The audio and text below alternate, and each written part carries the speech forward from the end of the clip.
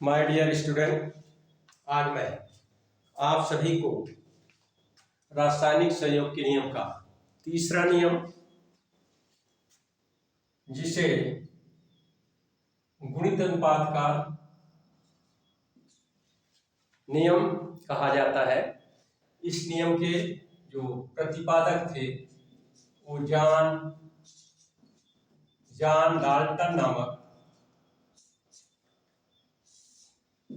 वैज्ञानिक थे। यह नियम कुछ इस प्रकार है: गुणित अनुपात का नियम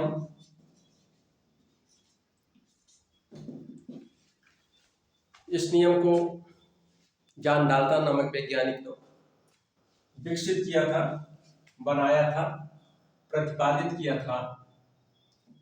इस नियम का जो स्टेटमेंट है वह इस प्रकार है: विद्यार्थियों, जब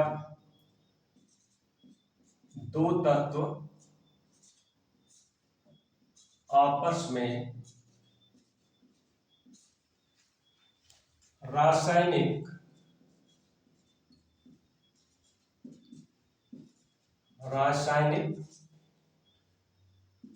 संयोग मतलब रासायनिक क्रिया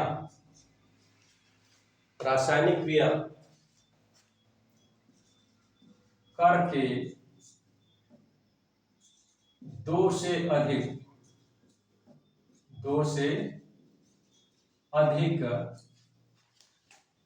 यौगिकों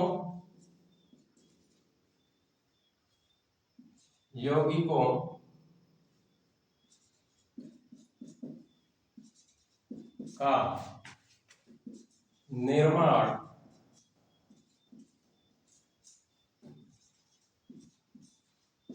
करते हैं, तो उन समस्त यौगिकों में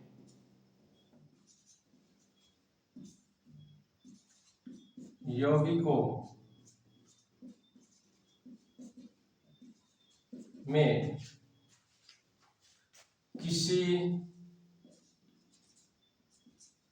तत्व के निश्चित द्रव्यमान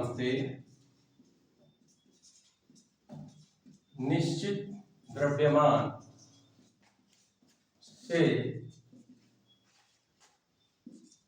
क्रिया करने वाले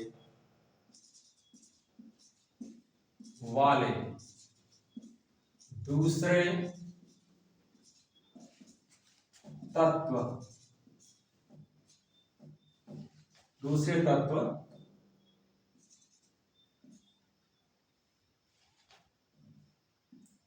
तत्व के भारानुसार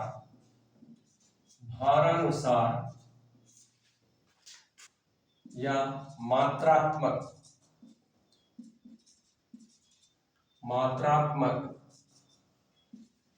अनुसार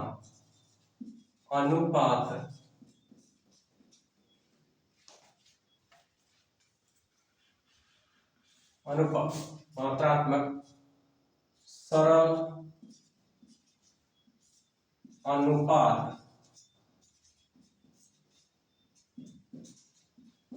होता है। भारानुसार सरल अनुपात होता है। यह गुणित अनुपात का नियम है। मेरे प्यारे विद्यार्थियों, जब दो तत्व, मान लीजिए दो तत्व कार्बन और ऑक्सीजन आप लेते हैं, सिंपल उदाहरण के साथ इसको समझने की कोशिश करते हैं। दो तत्व है, पहला कार्बन है, दूसरा ऑक्सीजन है।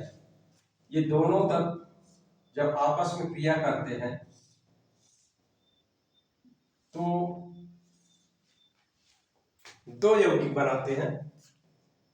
पहले यौगिक का नाम है कार्बन मोनोऑक्साइड, दूसरे यौगिक का नाम है कार्बन डाइऑक्साइड। इसको बोला जाता है कार्बन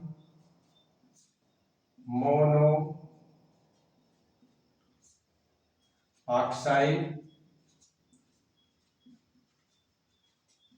और इसको बोला जाता है कार्बन डाई ऑक्साइड।